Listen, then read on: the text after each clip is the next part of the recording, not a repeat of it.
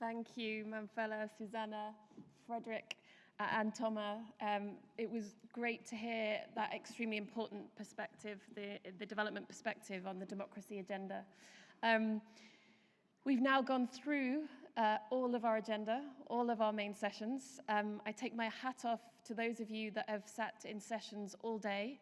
I know that they have been incredibly rich, incredibly rewarding sessions, but I know that also it's a huge amount of information to take in and a huge amount to think about. So you'll be glad to hear that we're going to have a closing session. We'll be hearing the key takeaways from the day. And I'd like to invite Elsa Pilichowski, Director of the Public Governance Directorate of the OECD, to moderate the session and for the panel speakers to come up onto the stage.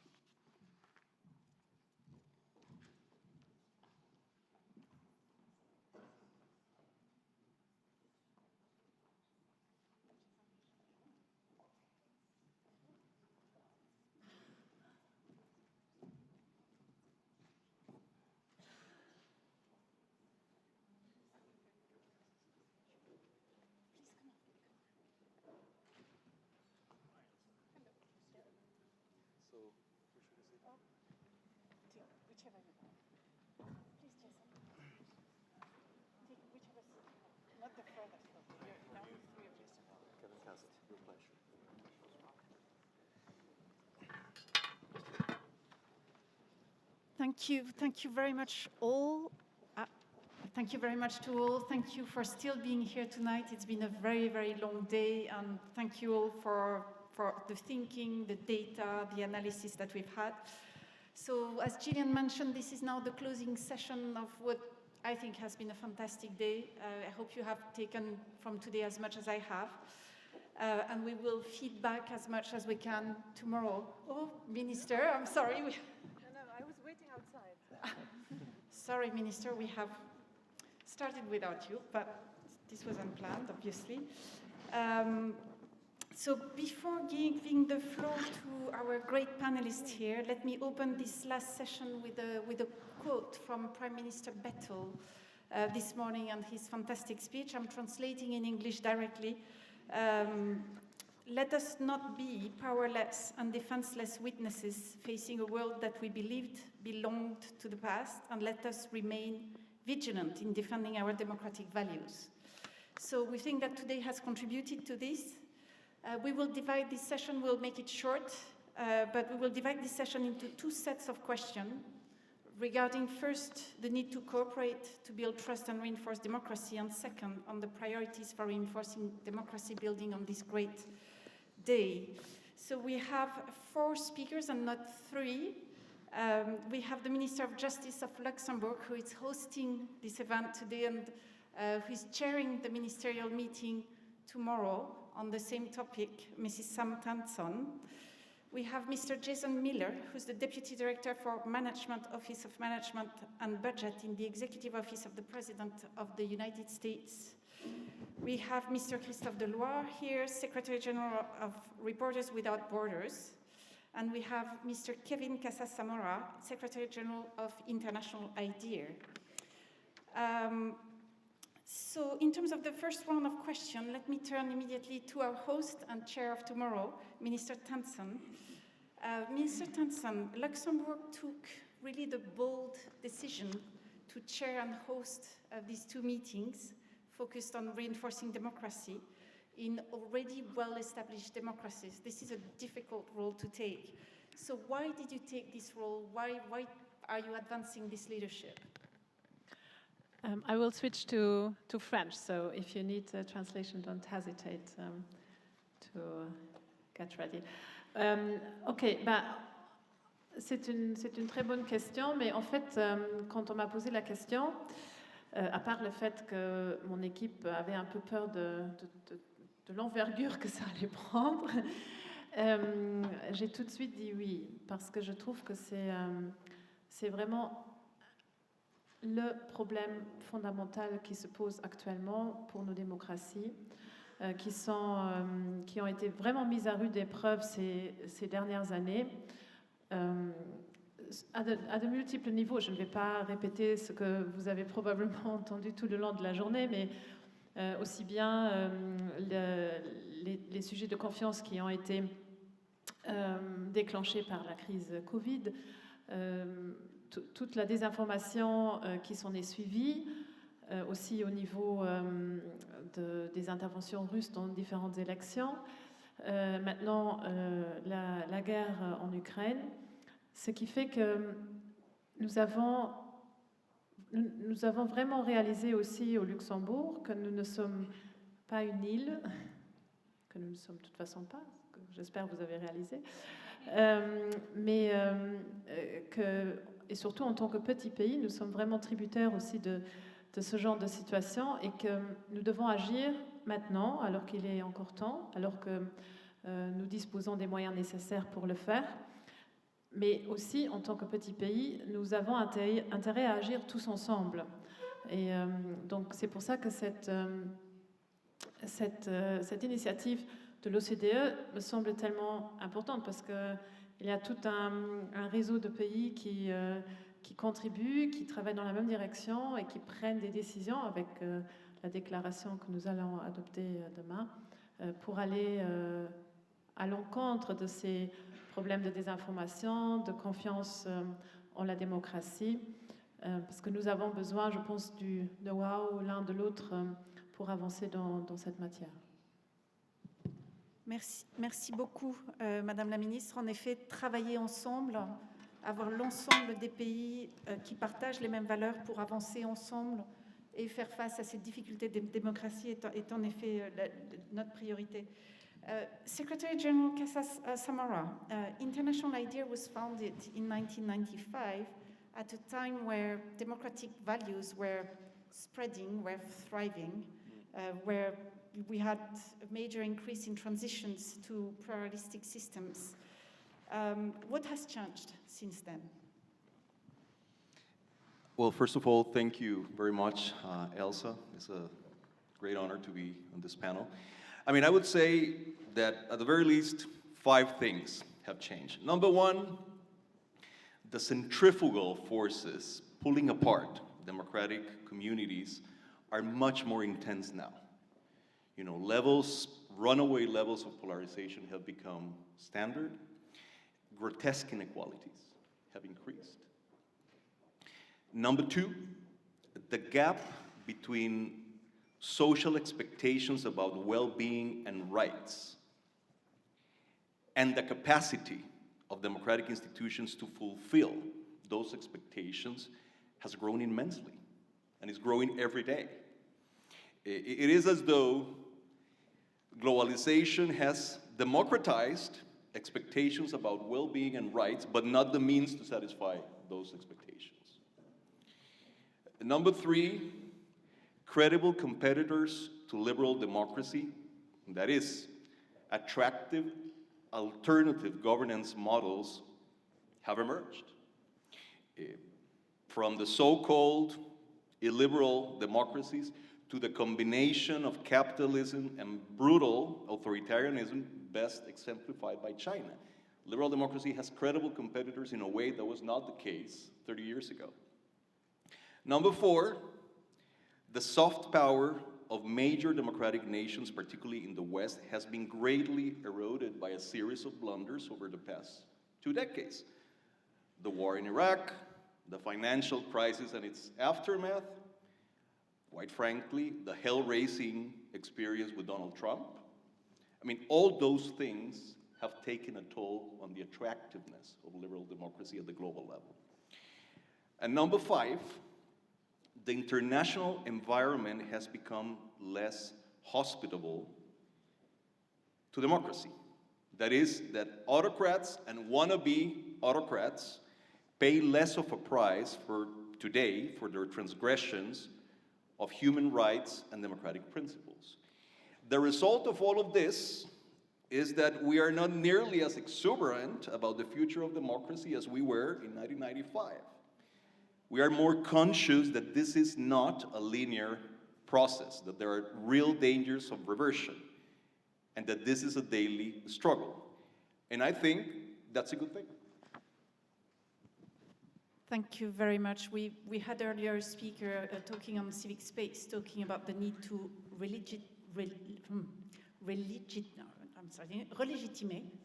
re-legitimize democratic governance. And I think this is what it is about. Thank you very much. Christophe, as president of the Forum of Information and Democracy, you have played a role in initiating global dialogue between governments and civil society on providing democratic safeguards to the global information and communication space. We have talked a lot about that today. Can you briefly tell us about this initiative and why you chose to lead it at this time in history? Pourquoi? Historiquement, les institutions démocratiques nationales ont établi des garanties dans la délibération publique, dans la communication entre les citoyens en général. Et la société civile a contribué par exemple, l'énonciation des principes éthiques du journalisme. Donc on avait d'un côté la régulation par les parlements et de l'autre côté, dans le secteur des médias, l'autorégulation par les journalistes, plus la régulation des médias. Dans un espace désormais global, ces systèmes d'organisation ne fonctionnent plus. Donc l'idée que nous avons eue en lançant le partenariat sur l'information et la démocratie, c'est de rassembler les gouvernements démocratiques pour travailler ensemble à la création d'un espace numérique démocratique dont il convient de définir le système d'organisation, un certain nombre d'obligations démocratiques que nous devons imposer à ceux qui aujourd'hui édictent les normes et qui sont les plateformes numériques. Et donc pour ça, nous avons commencé, et c'est une initiative qui articule la société civile et les gouvernements, c'est un multilatéralisme des démocraties. Nous avons commencé par une déclaration société civile avec de nombreux lauréats du prix Nobel, qui est devenu un partenariat intergouvernemental avec désormais 50 États. Les États-Unis ont rejoint très récemment lors du sommet que nous avons organisé à New York. Un partenariat qui pose des principes généraux, qui ne sont évidemment pas suffisants. Il faut entrer dans une plus grande granularité. Et pour ça, nous avons créé un organe d'application qui s'appelle le Forum sur l'information et la démocratie et qui a deux grandes vocations. Un, proposer aux décideurs une synthèse de la recherche, une évaluation de l'espace informationnel, avoir l'équivalent de ce qu'est le rapport du GIEC pour le chaos informationnel, avec des choses aussi simples que le 2 degrés, mais là pour le chaos informationnel. Et par ailleurs, formuler des recommandations sur les sujets sur lesquels, aujourd'hui, personne n'a tellement idée de doctrine, tellement le mode de fonctionnement est nouveau que les législations anciennes sont caduques et ne peuvent pas inspirer les nouvelles. Et donc on a deux activités, évaluation, recommandation, avec cette coalition d'États et des sommets qui peuvent être comparés aux conférences des parties du processus climatique. L'Observatoire sur l'information et la démocratie étant lui un peu l'équivalent du GIEC. Et c'est un processus qui est maintenant engagé et qui va aller plus loin et on sent une croissance très forte. Merci beaucoup. On espère aussi qu'on pourra travailler ensemble sur ces sujets à l'avenir et éventuellement créer un partenariat avec l'OCDE et d'autres membres de la société civile aussi. Jason, in the past, the US has been a key proponent of democracy in the world. We've seen strong US initiatives, both nationally and internationally, on reinforcing democracy. What do you see as the biggest priorities within national borders, but also across countries in this area? Great. Thank you. Thank you for this, and thank you, Minister, for hosting us at home and abroad. That's how I would talk about this question. So, as many of you know, at the UN General Assembly earlier this year, President Biden underscored the U.S. government's commitment to defend and strengthen democracy at home and abroad. The President put it, quote, "Democracy remains humanity's greatest instrument to address the challenges of our time."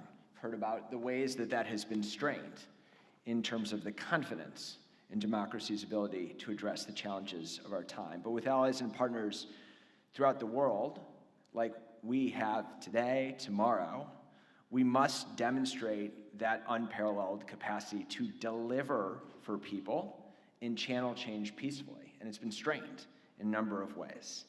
The quote that in the United States we use the most to describe democracy is of, by, and for the people, a quote that was attributed to Abraham Lincoln in the mid-19th century, of, by, and for the people. For means we need to actually deliver.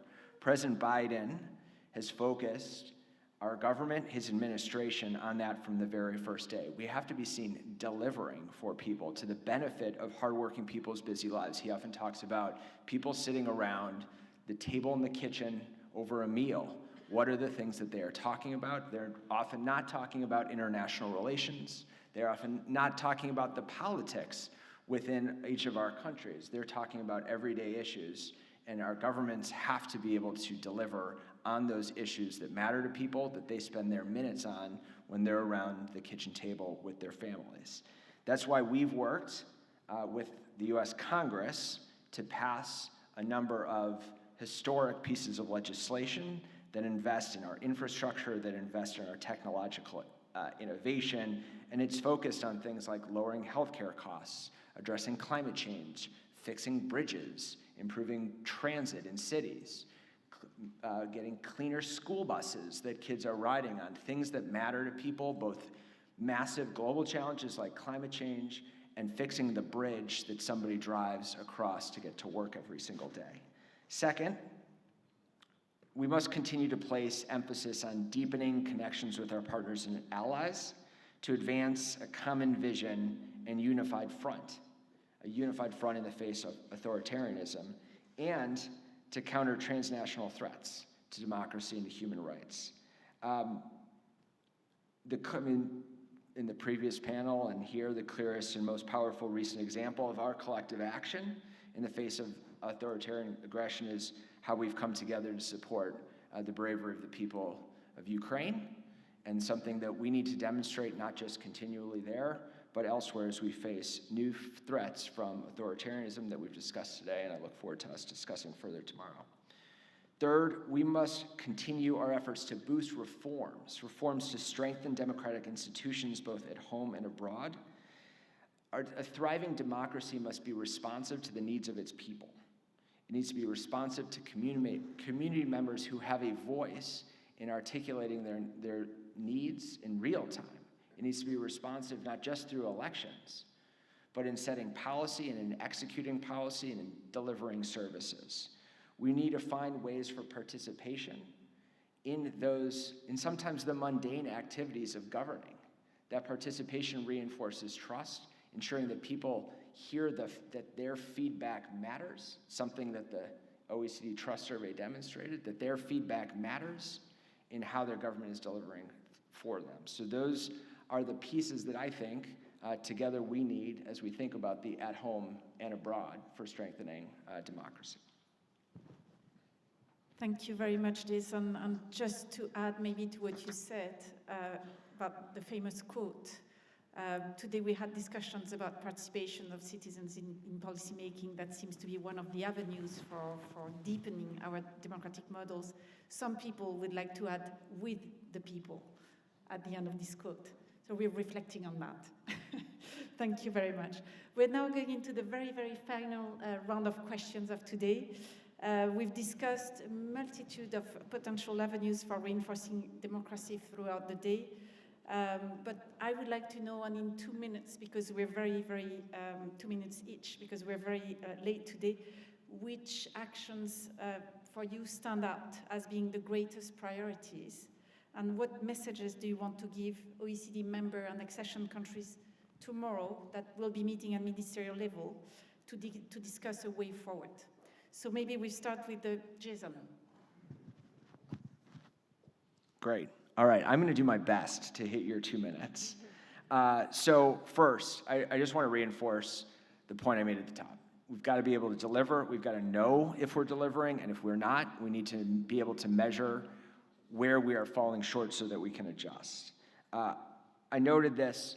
We have to be able to listen as part of the delivery. The OECD Trust Survey, the specific point was that 60%, let me get this right. So those that felt that their feedback would be used to improve government services had a 60% positive trust in government, whereas those that did not see that their feedback would make a difference only had a 20% trust in their government. So making sure that our processes have a feedback loop that actually is responsive and demonstrates to people that responsiveness is really, really critical. Third point, we need to be able to engage our citizens in different aspects of what government does. So there are pieces where we may be very responsive because it's built into our normal processes, others that we're not, and we have to evaluate whether or not our fundamental process needs to be rethought so that we can have engagement models. One of the things that we've been very focused on is thinking about service delivery from the federal government to our customer. In each of those different aspects, whether you're getting a passport, whether you're getting some kind of benefit, whether you're getting a permit, the person on the other end of that service is the customer, and if you can put yourself in their shoes and treat them like the customer and meet their expectations, because their expectations are high, that is a key focal change for how government focuses, and oftentimes it means that we might need different people with different skill sets in government in order to meet that. Fourth and final point, we need new ways of leading and governing so that we refocus government on people. Oftentimes our organizations, especially as they age, increasingly focus on organizational structures and processes and administrative procedures. We need to keep focusing it on people. That's who we serve, and that's who our workforce serves. For us, that customer and the person that's serving them are the two most important things that we need to be focused on, our workforce and our customer. And we think that those things together can really strengthen how we execute, how we deliver. Thank you very much. This is really about rebuilding the institutions, the democratic institutions, so that they are fit for the 21st century. Thank you very much. Maybe Christophe, your view on that. Moi, je dirais qu'il y a deux axes à avoir toujours en tête. Un, nous avons besoin d'un changement systémique et pas simplement d'initiatives ponctuelles visant à résoudre les problèmes.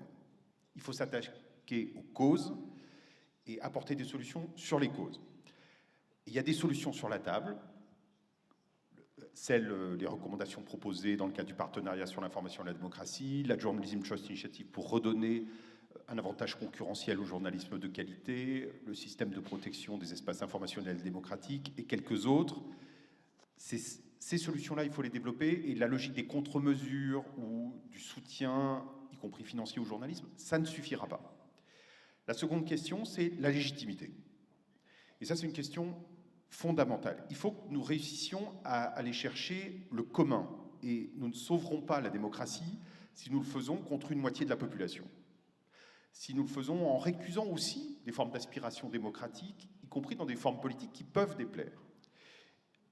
La question qu'il faut nous poser, s'agissant de la délibération démocratique, c'est quel principe commun nous avons sur le mode de délibération, sur quoi nous sommes prêts à nous mettre d'accord.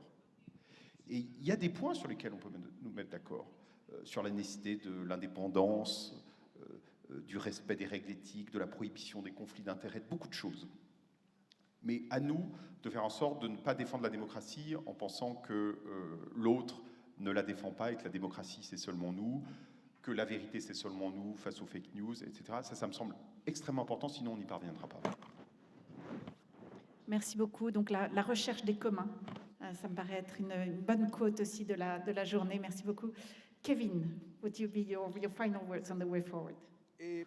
Look, my main message is, I reckon, the same message that the very existence of this forum and the very existence of this program, this governance program, is trying to convey, which is that it is essential that we put the democratic governance agenda at the heart of public debates, and it is essential that we equip democracies to solve problems for people, particularly when faced with big crises.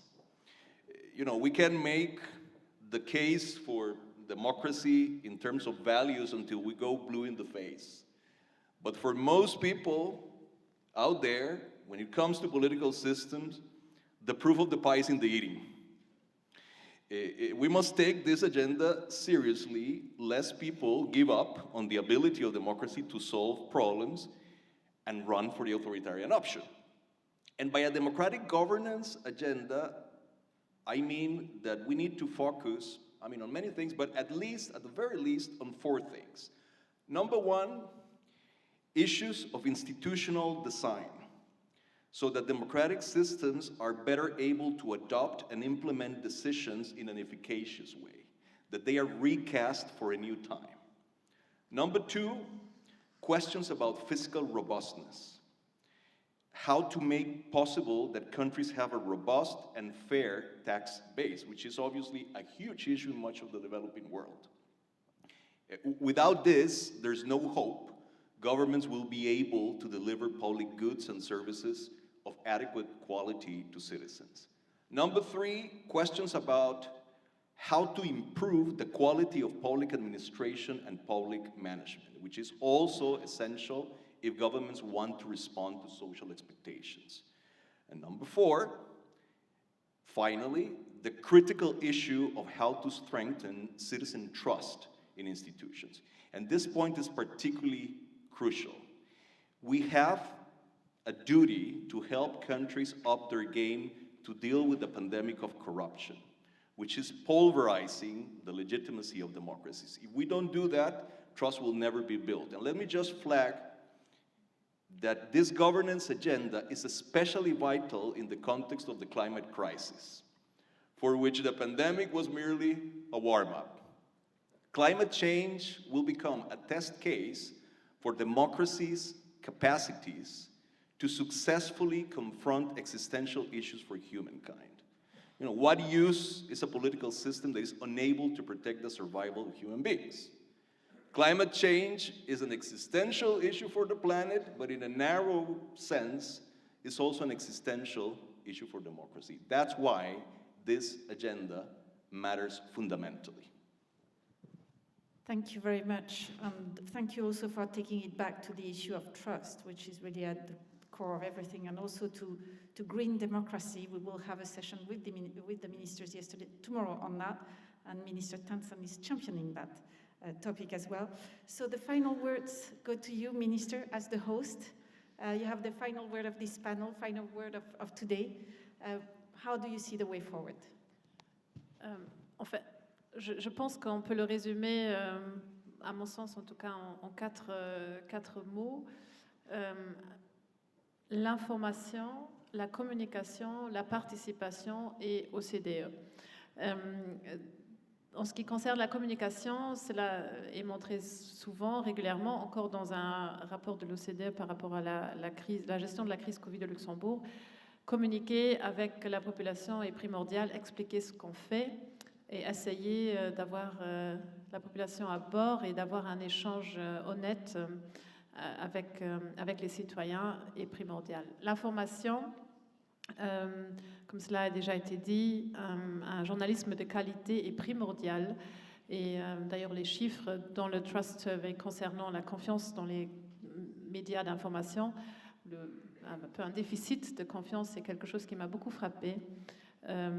J'estime qu'une presse de qualité, qui a le temps nécessaire et les moyens nécessaires pour faire des recherches, pour faire une information de qualité, est primordiale pour les démocraties, et nous devons tout faire, que ce soit en termes financiers ou réglementaires, pour que ce journalisme-là ne disparaisse pas. Et puis la participation citoyenne est également une des grandes issues pour ces crises démocratiques. Si on implique les gens dans la prise décisionnelle, peu importe le sujet, je pense que nous avançons de manière beaucoup plus rapide, parce que même on le constate au quotidien. Si on prend part dans une décision et si on peut discuter dans le cadre d'un processus décisionnel, que ce soit un niveau tout à fait quotidien ou un niveau plus généralisé, on se sent beaucoup plus concerné, on a plus confiance aussi par la suite dans la décision qui est prise. Et puis finalement, l'OCDE, parce que je pense que la déclaration que nous allons adopter demain contient aussi beaucoup d'éléments d'importance qui vont d'une part mettre en place ce survey de manière plus régulière, donc biannuelle, qui est, je pense, aussi un bon instrument pour les pays, pour savoir où on se trouve. Et puis les autres mesures qui seront mises en place également constituent un bon pas en avant, je pense, pour nous tous, pour travailler ensemble dans la bonne direction. Merci. Merci beaucoup, Madame la Ministre. Maintenant vient le temps de remercier l'ensemble des participants, l'ensemble des panélistes, les speakers de ce panel aussi, bien évidemment. Pour vous dire que le Forum mondial de l'OCDE qui a eu lieu aujourd'hui a été institutionnalisé à l'intérieur de l'OCDE, c'est-à-dire que nos 38 pays membres l'ont priorisé dans l'avenir. Il aura lieu de nouveau régulièrement. Les pays ont pensé qu'il était absolument fondamental de travailler sur la démocratie, sur la confiance et la démocratie, mais avec la société civile, avec les pays partenaires aussi. Et c'est ce que ce forum essaye de faire. Donc nous le continuerons dans l'avenir. Un grand merci à tous. J'en profite aussi pour remercier l'équipe de l'OCDE, mon équipe, l'équipe du département de la gouvernance publique, pour l'énorme travail qu'ils ont fourni depuis 18 mois sur ce sujet de la démocratie, et pour avoir montré le leadership dont je suis très fière. Avec ça, je vous remercie tous.